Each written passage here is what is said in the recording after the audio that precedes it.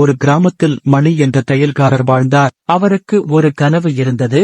தன்னுடைய தையல் வியாபாரத்தை கிராமத்தின் எல்லைகளை கடந்து விரிவாக்க வேண்டும் என்று.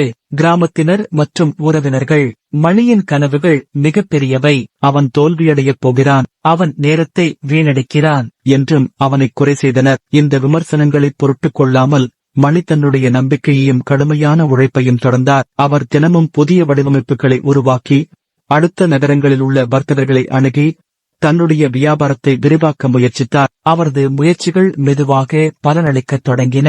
அவரது தயாரிப்புகள் கவனத்தை ஈர்த்தன மற்றும் பல வர்த்தகர்கள் பெரிய ஆர்டர்களை இடத் தொடங்கினர். மணியின் வளர்ச்சியை பார்த்து உறவினர்கள் இன்னும் அதிகமாக அவனை பற்றி பேசத் தொடங்கினர். மக்கள் எவ்வளவு குறைத்தாலும் மலை எப்போதும் உயர்ந்து நிற்கும் என்பதை மணியின் பயணம் உலகிற்கு காட்டியது.